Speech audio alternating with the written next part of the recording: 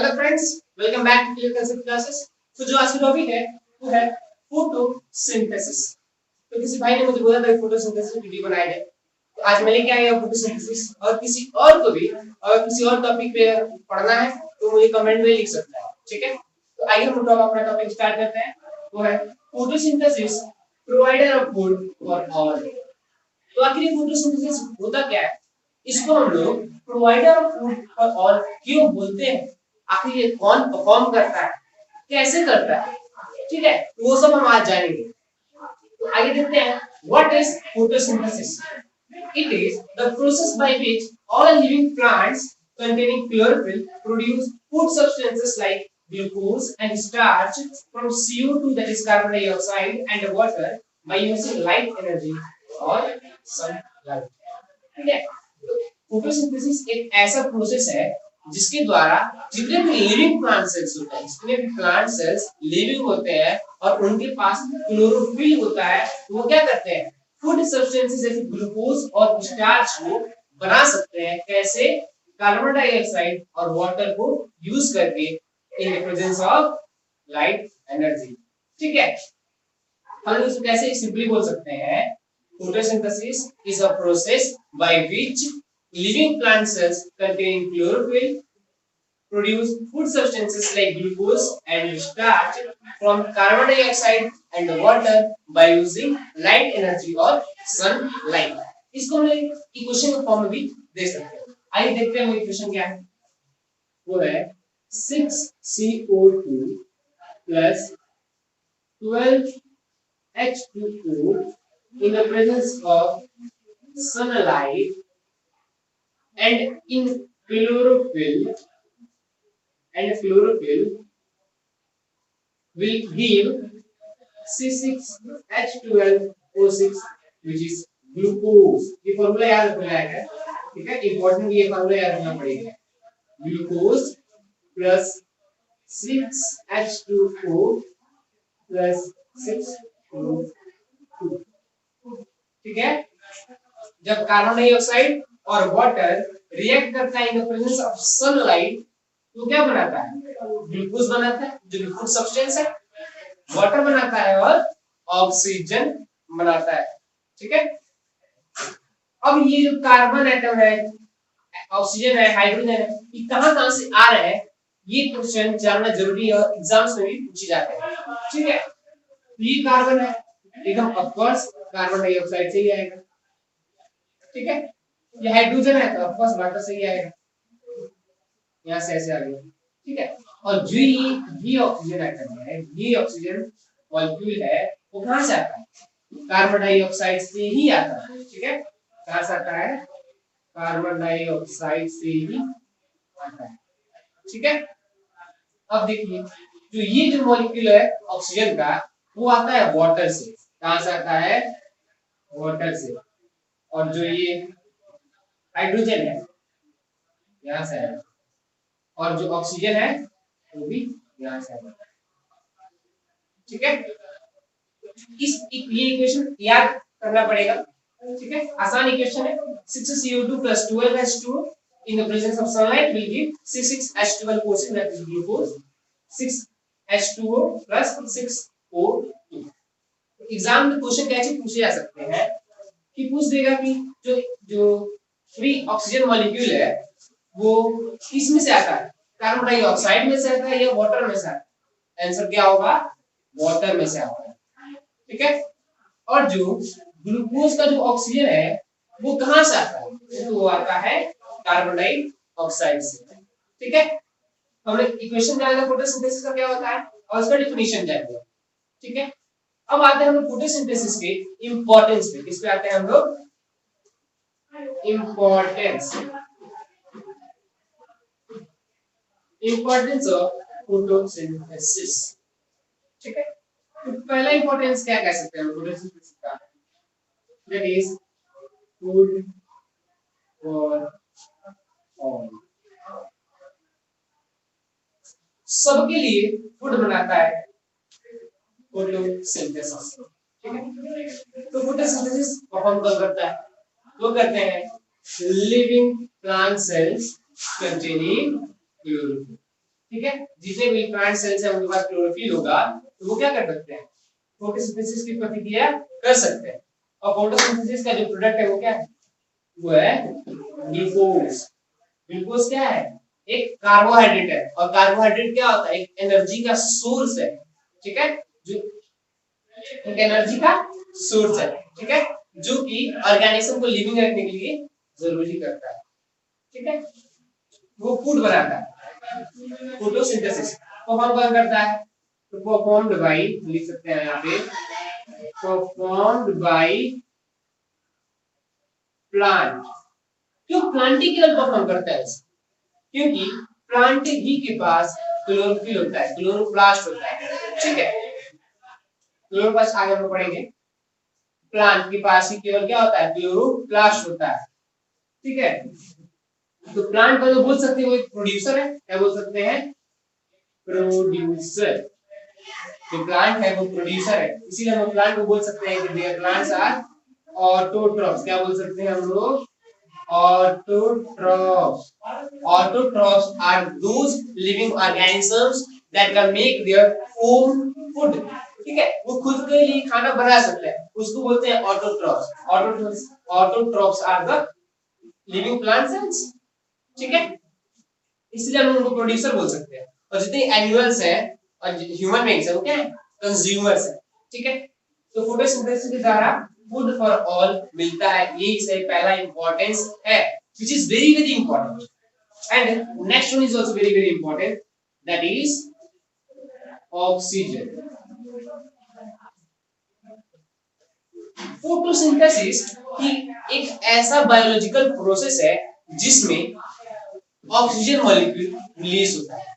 क्या बोला हुआ है, फोटोसिंथेसिस ही एक ऐसा बायोलॉजिकल प्रोसेस है जिसमें फ्री ऑक्सीजन मॉलिक्यूल रिलीज होता है। ठीक है, and oxygen as we know that, जैसे हम लोग पता है कि ऑक्सीजन ही लाइफ सपोर्टिंग गैस है। क्या है, ऑक्सीजन लाइफ सपोर्टिंग गैस है। ऑक्सीजन के सिवा लाइफ इस अर्थ पे इम्पॉसिबल है। ठीक है, इंपॉर्टेंस क्या हो जाएगा, सबके लिए फूड फॉर ऑल, सबके लिए खाना बनाने का काम करता है photosynthesis. Without photosynthesis nothing is. ठीक है, और ऑक्सीजन बनाता है जो कि एक लाइफ सपोर्टिंग गैस है। ठीक है, ये तो इसकी डेफिनेशन और इंपॉर्टेंस के बारे में हो गया। ठीक है, अब फोटोसिंथेसिस है वो होता क्या है, फिर वो प्लांट सेल्स में होता है। ठीक है, और प्लांट सेल्स के अंदर कहाँ होता है, ये जाने वाली चीज है ना। तो प्लांट सेल्स के अंदर बहुत सारे सेल ऑर्गेनेल्स भी तो होते हैं, और सेल ऑर्गेनेल्स ही सेल का फंक्शन परफॉर्म करते हैं। वैसे ही एक सेल ऑर्गेनिक प्लांट सेल्स में पाया जाता है, वो है क्लोरोप्लास्ट। क्या है वो, क्लोरोप्लास्ट।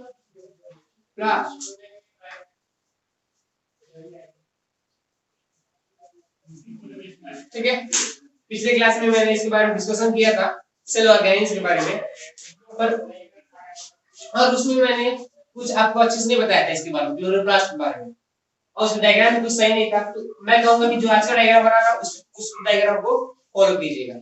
ठीक है, तो क्लोरोप्लास्ट दिखता कैसा है, देखिए ऐसा होता है, ओवल शेप का। किस शेप का होता है, ओवल शेप का होता है, ओवल शेप, और ये डबल लेयर्ड होता है।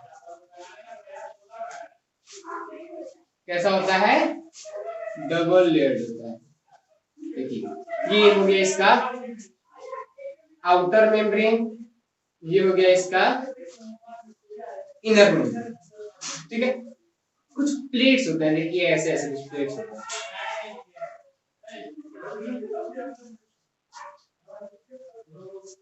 एक दूसरे के पैरेलली अरेंज होते हैं, जैसे पेज हो गया ना, पेज एक के ऊपर एक होता है ना, वैसे ये भी अरेंज रहता है। ठीक है, वैसे एक दूसरे को भी ऐसे समझिए, ऐसे कनेक्ट हो जाएगा, ऐसे दूसरे के साथ, ऐसे बहुत से होते हैं। ठीक है, ये समझिए दूसरे के साथ ऐसे हो जाएगा, ऐसे ही बहुत से होते हैं। आखिर ये प्लेट का स्ट्रक्चर है क्या, जो देखिए ये तो मिनी प्लेट्स है, मतलब कि अधिक मल्टीपल प्लेट्स है, ठीक है, इसमें सिंगल प्लेट होता है ना, उस सिंगल प्लेट को हम लोग बोलते हैं थाइलाकॉइड। क्या बोलते हैं? थाइलाकॉइड, ठीक है, एक single plate, single gran. Granum क्या होता है? देखिए ये है ना, जो ये ऑरेंज है इसी को बोलते हैं ग्रेना।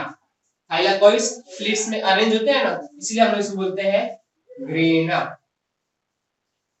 और सिंगल हो गया तो ग्रेना बोल सकते हैं, ठीक है। ये हो गया क्लोरोप्लास्ट। और इसका एक और स्ट्रक्चर है, देखिए ये कलरलेस होता है। कैसा होता है? कलरलेस होता है और फ्लूइड लाइक होता है, ठीक है। और इसको बोलते हैं हम लोग स्ट्रोमा, ठीक है। ये क्लोरोप्लास्ट के बारे में डायग्राम है इसका। आउटर दो डबल हेड होता है, एक आउटर हो गया एक इनर हो गया। फिर से जो ये जो प्लेट्स है स्ट्रक्चर सिंगल को हम थाइलाकॉइड बोलते हैं, जो अरेंज हो गया तो उसको ग्रेना बोलते हैं। सिंगल को हम ग्रेना में इसको बोल सकते हैं, ठीक है। और ये है स्ट्रोमा, ठीक है। ये तो हो गया क्लोरोप्लास्ट के बारे में। क्लोरोप्लास्ट के अंदर होता है क्लोरोफिल। मैं तो बहुत देर से डिस्कस कर रहा था क्लोरोफिल क्लोरोफिल बता रहा था। और क्लोरोफिल होता क्या है? इसमें होता है, ठीक है। और क्लोरोफिल तो क्लोरोप्लास्ट में होता है, पर क्लोरोप्लास्ट में किसमें होता है? क्लोरोप्लास्ट में होता है थाइलाकॉइड में। किसमें होता है? थाइलाकॉइड में। तो हम लिख सकते हैं chlorophyll is present in thylakoid. So जो क्लोरोफिल है वो किसमें प्रेजेंट होता है? थाइलाकॉइड में प्रेजेंट होता है। और जो क्लोरोफिल होता है ना वो ग्रीन कलर का होता है। किस कलर का होता है? ग्रीन, COLOUR, तो ग्रीन कलर का होता है। क्लोरोफिल वर्ड को हम दो टुकड़े में तोड़ सकते हैं। क्लोरो मतलब ग्रीन और फिल फाइल बोल सकते हैं फिल। तो क्या है ये होता है लीफ, और बोल सकते हैं कि ये ग्रीन लीफ, ठीक है। और क्लोरोफिल किसमें होता है? थाइलाकॉइड में होता है। जो थाइलाकॉइड है ना वो बहुत ही कॉम्प्लेक्स होता है। और उसमें कॉम्प्लेक्सिटी किसके कारण होती है? ये इसमें होता है किन किन चीजों से ये बनता है? थाइलाकॉइड किन किन चीजों से बनता है? वो है carbon, oxygen, nitrogen and magnesium, ठीक है। किन किन चीजों से बनता है ये?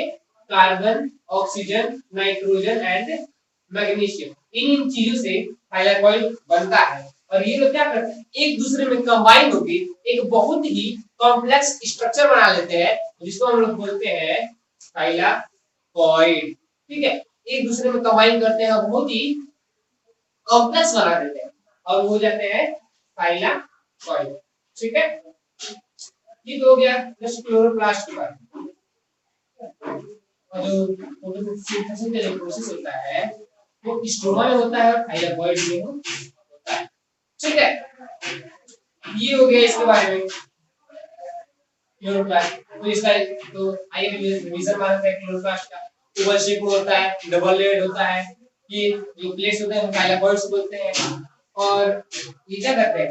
एक दूसरे से पाइल हो जाता है, उसको हम बोलते हैं ग्रेना।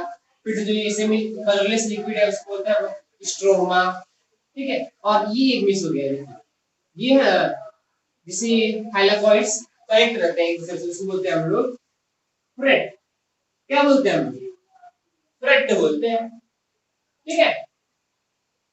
एक सेल में लगभग 40 से 50 वो क्या कहते हैं हम लोग क्लोरोप्लास्ट। एक सेल्स में 40 से 50 क्लोरोप्लास्ट पाए जाते हैं, ठीक है। ये हो गया क्लोरोप्लास्ट।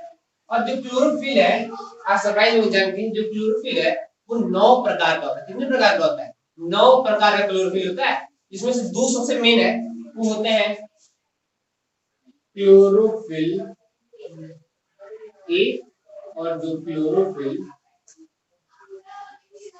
बी। जो ये दोनों है ना बहुत अधिक पाए जाते हैं, सबसे अधिक यही पाए जाते हैं। ठीक है, ये हो गया क्लोरोफिल। ये क्या करता है, क्लोरोफिल है ना, ये ग्रीन कलर का होता है, ग्रीन पिगमेंट होता है, जिसके कारण क्लोरोप्लास्ट भी ग्रीन दिखाई देता है, और इसके कारण जो जो लीव्स होते हैं वो भी ग्रीन कलर के दिखाई देते हैं। ठीक है, ये तो हो गया क्लोरोफिल और क्लोरोप्लास्ट के बारे में। आखिर क्लोरोफिल है वो ग्रीन कलर का दिखता क्यों?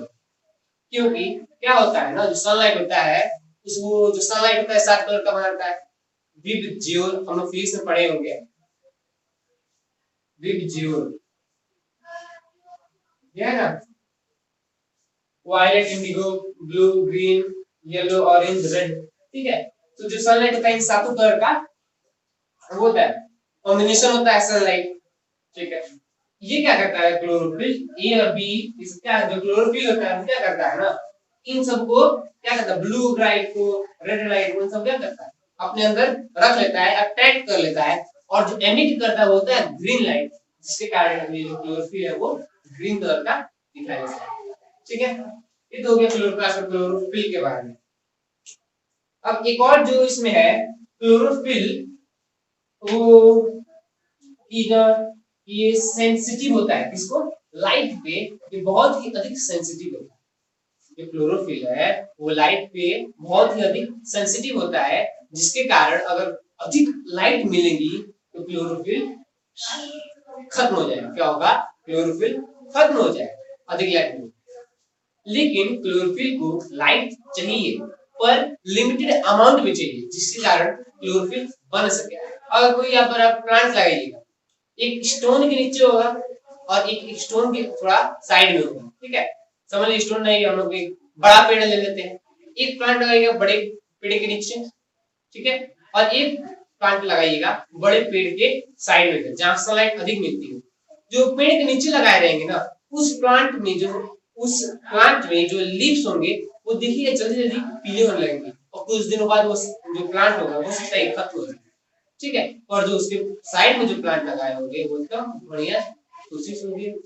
ठीक है, आखिर प्लांट जो जो लीव्स होते हैं वो येलो हो क्यों जाता है, क्योंकि क्लोरोफिल खत्म हो जाता है।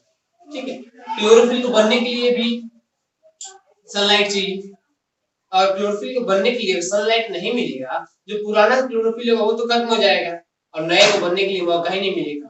ठीक है, ये हो गया क्लोरोफिल और क्लोरोप्लास्ट के बारे में। अब आते हैं, हम जानते हैं स्टोमेटा के बारे में। ठीक है, स्टोमेटा के बारे में जानते हैं। आखिर फोटोसिंथेसिस के लिए कार्बन डाइऑक्साइड चाहिए और वाटर भी चाहिए। ठीक है, तो वो इसको मिलता कहां से होगा? आखिर हम लोग लाके तो देते नहीं है प्लांट को, भाई लो करो हमारे लिए फूड बनाओ, ऐसा तो हम लोग कभी करते नहीं है। तो वो कहां से इसको मिलता है? वो मिलता है स्टोमेटा के द्वारा। कहां से मिलता है? स्टोमेटा के द्वारा मिलता है। आखिर स्टोमेटा होता क्या है? Stomata are stomata are minute, लिख सकते हैं हम लोग, दे आर माइन्यूट ओपनिंग्स। क्या होता है? स्टोमेटा आर माइन्यूट ओपनिंग्स या और pores that are mainly present on lower surface of leaves।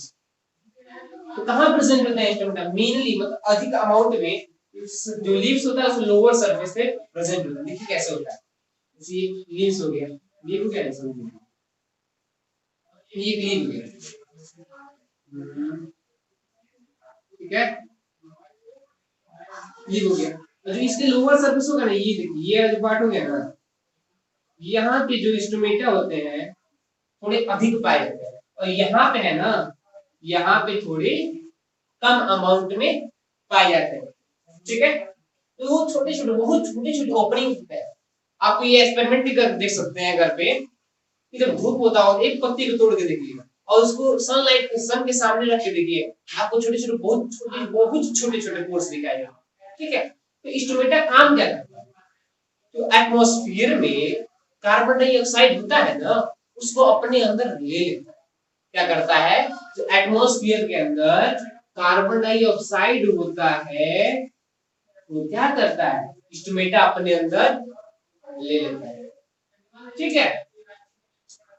तो एग्जाम में अगर क्वेश्चन पूछे कि जो प्लांट में CO2 कैसे आता है, तो हम लोग बोल सकते हैं कि स्टोमेटा है, वो छोटे छोटे ओपनिंग्स है, वो क्या करता है, प्लांट्स जो सॉरी एटमॉस्फेयर में जो कार्बन डाइऑक्साइड होता है, वो क्या करता है, अपने अंदर ले लेता है, ठीक है। तो आखिरी स्टोमेटा के अंदर घुस कैसे जाता है, जाने वाली चीज है ना, ये आखिरी स्टोमेटा के अंदर CO2 कार्बन डाइऑक्साइड कैसे एंटर कर लेता है, कुछ ना कुछ तो होगा ना फोर्स, ठीक है। आइए उस बेसिक कंसेप्ट के बारे में भी हम जानते हैं।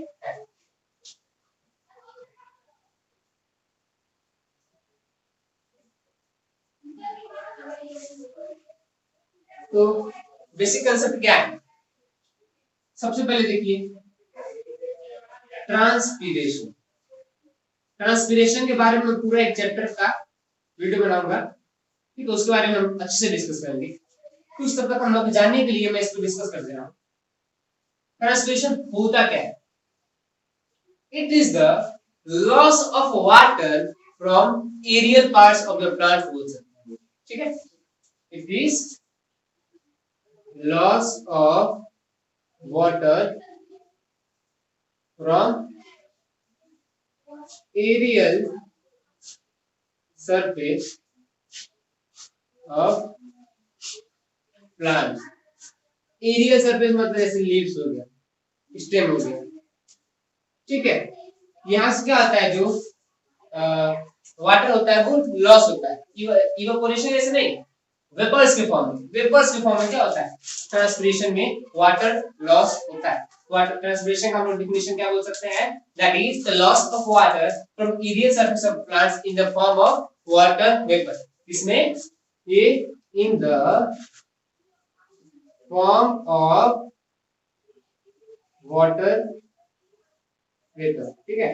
वाटर वेपर के फॉर्म में वाटर लॉस होता है from aerial parts of the plant, इसको बोलते हैं ट्रांसपिरेशन। ये हो गया ट्रांसपिरेशन। दूसरा देखिए एक टर्म आ रहा है इम्बाइबिशन। क्या, इम्बाइबिशन या एम्बिबिशन, कुछ भी बोल सकते हैं, इम्बाइबिशन या एम्बिबिशन। तो ये क्या होता है imbibition, it is the process due to which the living cells और dead cells absorb water when in surface attraction। क्या बोला हूं मैं, कोई भी एक लिविंग सेल या डेड सेल जब किसी मतलब कि किसी मॉइस्टी एरिया पे अगर जगह पर रख दें, जहां पानी हो, जहां ह्यूमिडिटी हो, वो क्या करेगा, लिविंग या डेड सेल पानी को अपने अंदर एब्जॉर्ब कर लेगा ड्यू टू सरफेस अट्रैक्शन। क्या बोल रहा हूं मैं, सरफेस सरफेस अट्रैक्शन, ठीक है। सरफेस अट्रैक्शन के कारण जो लाइव या डेड सेल्स होते हैं वो क्या करते हैं, वाटर को अपने अंदर एब्जॉर्ब करते हैं। जैसे किशमिश को लीजिए, रेसिन को, जब हम लोग उसको जहां पानी रहेगा वहां पे रखिएगा, उसके बाद देखिएगा अपने अंदर वाटर को क्या करता है, एब्जॉर्ब कर लेता है, ठीक है। ये तो हो गया इम्बिबिशन। दूसरा आते हैं हम लोग डिफ्यूजन पे। डिफ्यूजन आखिर क्या, डिफ्यूजन इसका मतलब ये होता है, it is the process due to which, it is the process due to which the air molecules move from a region of higher concentration to a region of lower concentration when they are in direct contact, ठीक है। क्या बोला हूं मैं, diffusion एक ऐसा process है जिसके कारण जहां हवा या पानी कुछ भी कोई भी चीज जब हायर कंसंट्रेशन पे है वो लोअर कंसंट्रेशन में फ्लो करेगी, और क्या होगा, उनसे का जो कंटेंट होगा वो इक्वल हो जाएगा, ठीक है। जब दोनों डायरेक्ट मैं यहां पे लिखता हूं डिफ्यूजन का डेफिनेशन, क्या, the movement of substance from region of lower concentration to lower higher from a region of higher concentration to lower concentration when in direct contact। ठीक है, कोई भी सब्सटेंस जब हायर कॉन्सेंट्रेशन से लोअर कॉन्सेंट्रेशन में move कर रहा है, जब दोनों डायरेक्ट कांटेक्ट में हो, उसको हम क्या बोलेंगे? डिफ्यूजन। ठीक है, ये तो हो गया डिफ्यूजन के बारे में। एक और सेम रिलेटिंग इसका एक प्रोसेस है, उसको हम लिख लेते हैं यहाँ पे, ऑस्मोसिस। क्या होता है? ऑस्मोसिस होता है। ठीक है, ऑस्मोसिस क्या होता है ना? Osmosis is the diffusion of water molecules. क्या बोला हूं? Diffusion of water molecules through a semi permeable membrane. क्या बोला हूं मैं? यहां पे लिखते हैं इसका, that is diffusion of water molecules through semi permeable membrane। ठीक है, ये है ऑस्मोसिस का क्या? Diffusion of water molecules through semi permeable membrane. देखिए, डिफ्यूजन और ऑस्मोसिस में अंतर क्या है? जब हम किसी डायरेक्ट कांटेक्ट का बात करते हैं वो तो हो जाएगा डिफ्यूजन, पर अगर सेमी परमेबल मेम्ब्रेन लग जाए वहां पे, वो हो जाएगा क्या? ऑस्मोसिस। ठीक है, ये हो गया ऑस्मोसिस, इम्बिबिशन, डिफ्यूजन, ट्रांसपिरेशन। समझ आ गया? इसके बाद आते हैं हम कुछ सॉल्यूशंस। ये सब इंपॉर्टेंट है इसको जानने के लिए, और ये जानेंगे तभी आगे कंसेप्ट समझ में आएंगे। ठीक है, तो हम लोग आते हैं सॉल्यूशंस पे।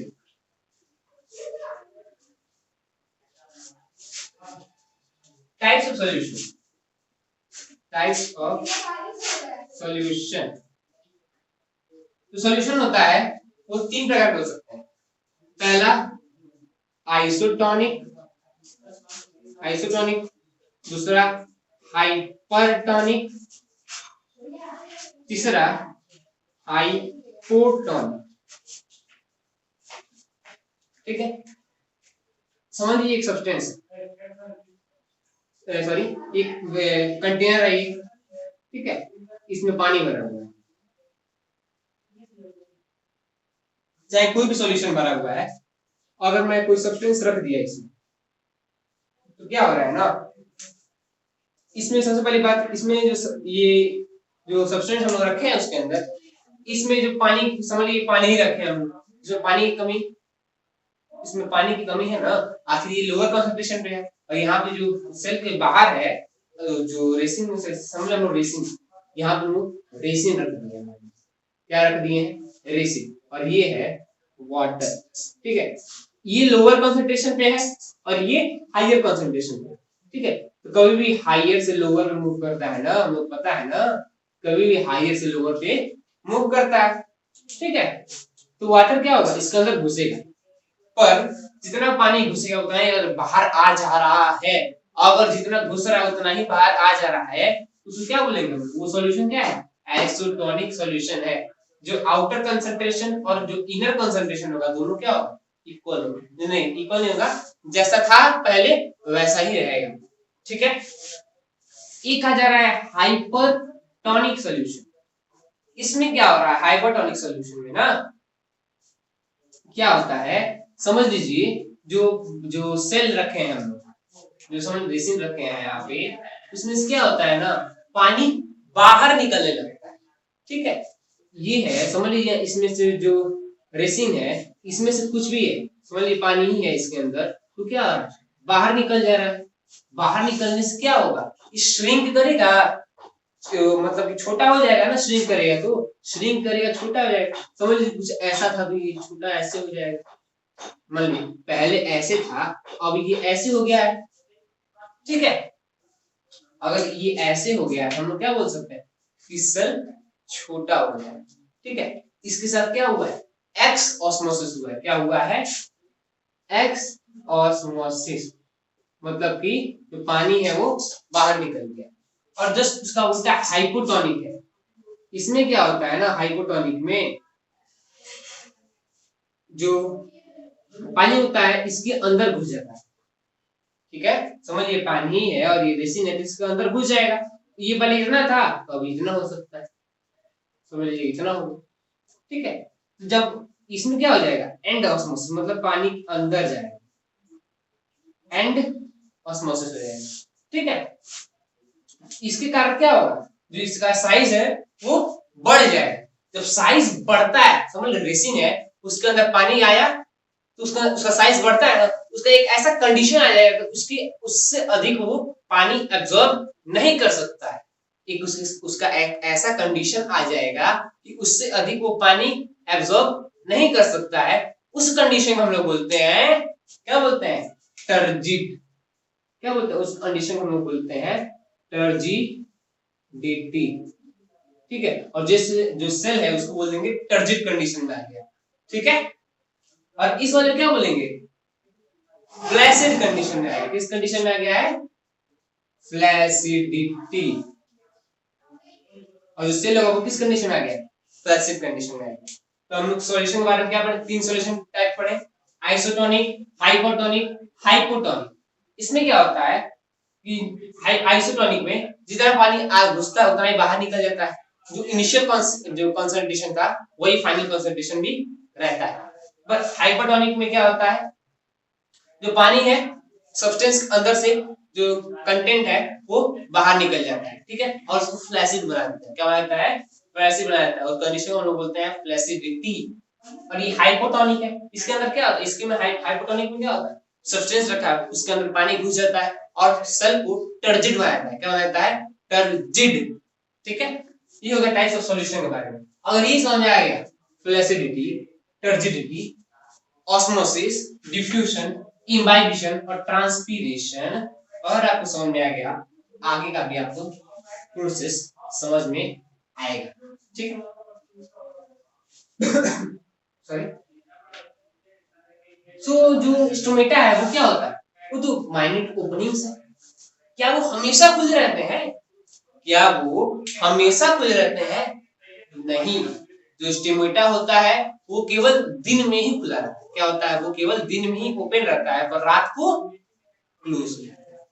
आखिर ये ओपन कैसे होता है, क्लोज कैसे होता है, क्यों होता है, कैसे होता है, आइए जानते हैं। Opening and closing of stomata, ठीक है। तो ओपनिंग और क्लोजिंग ऑफ स्टोमेटा के बारे में जानते हैं कैसे होता है। इसके पीछे दो थ्योरीज होती हैं, ठीक है। कौन सी, तो सबसे पहला था sugar concentration theory, sugar concentration theory. तो उसके पहले हम जानते हैं कि स्टोमेटा का स्ट्रक्चर क्या है, ठीक है। तो पिछले क्लास में पढ़ाया था सेल में गार्ड सेल्स के बारे में, GUARD, गार्ड सेल्स के बारे में मैंने बताया था, ठीक है। तो ये गार्ड सेल्स हो गए और ये है स्टोमेटा, ठीक है। इस समय खुला हुआ है। जो गार्ड सेल्स का जो इनर होता है ना, इनर वाला वो थोड़ा थिक होता है, इनर लेयर होता है वो थोड़ा थिक होता है, ठीक है। और देखिए ये इसमें जो ये स्टोमेटा है वो क्लोज है, ठीक होता है। और इस समय क्या है, ये ओपन है और इस समय ये क्लोज है, ठीक है। ये ओपनिंग और क्लोजिंग ऑफ स्टोमेटा के बारे में हम जानते हैं। तो पहला शुगर कॉन्सेंट्रेशन थ्योरी। जब गार्ड सेल्स में जब फोटोसिंथेसिस का जब प्रोसेस होता है तो उस समय जानते हैं कि हम लोग ग्लूकोज बनता है, शुगर बनता है, ठीक है। क्या बनता है, शुगर बनता है, ग्लूकोज जैसे बनता है ना। उस समय क्या होता है, जो ग्लूकोज बनता है गार्ड सेल्स में, उस समय उसका ऑस्मोटिक प्रेशर अधिक हो जाता है। क्या होता है, ऑस्मोटिक प्रेशर अधिक हो जाता है। तो ऑस्मोटिक प्रेशर होता क्या है? ऑस्मोटिक प्रेशर वो होता है जो ऑस्मोसिस को होने में मदद करता है। ठीक है, उस समय क्या होता है? ऑस्मोटिक प्रेशर बढ़ जाता है। ठीक है, उस समय जो बाहर जो इसके सराउंडिंग जो सेल्स होते हैं वो क्या करते हैं? इसके अंदर वाटर को भेजने लगते हैं, तो पानी इसमें घुसने लगता है। ठीक है, तो पानी इसमें आता है तो क्या होता है? ये थोड़ा फैल जाता है। ठीक है, और फैल जाता है तो टर्जिड वाला कंडीशन अप्लाई कर दीजिए, तो ये तो स्टोमेटा ओपन हो जाता है। ठीक है, जो बाहर का जो है वो लेयर वो थिन है।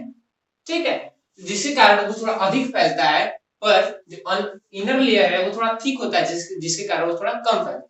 ठीक है, इसी कारण जो स्टोमेटा होता है वो ओपन हो जाता है डे टाइम।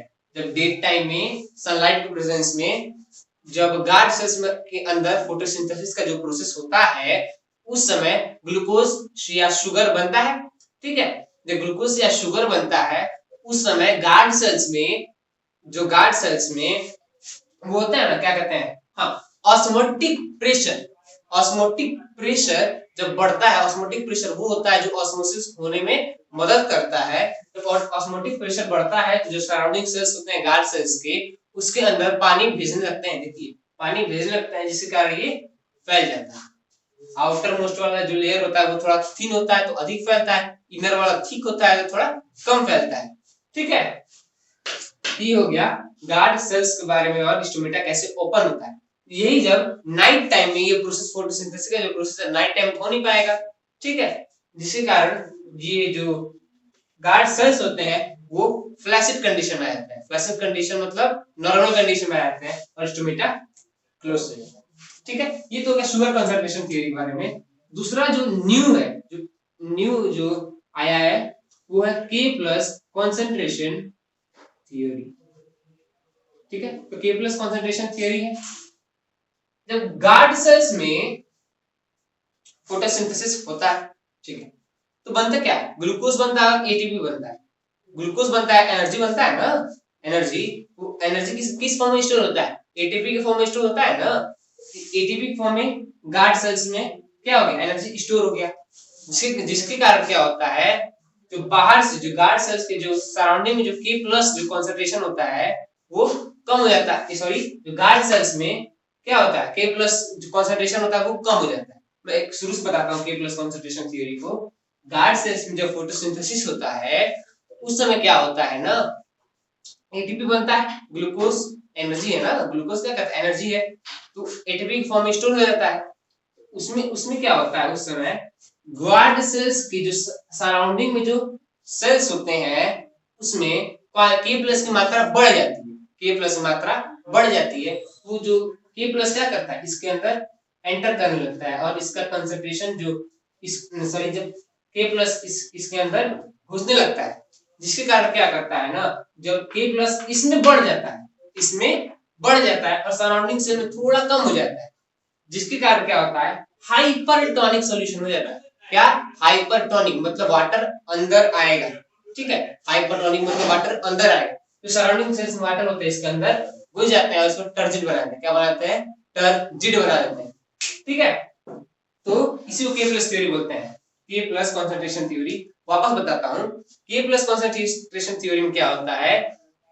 जो गार्ड सेल्स होता है वो फोटोसिंथेसिस का प्रोसेस कर परफॉर्म करता है, ग्लूकोज बनता है, ग्लूकोज एनर्जी देता है, एनर्जी होता है वो एटीपी, एडिनोसिन ट्राइफॉस्फेट के फॉर्म में स्टोर हो जाता है।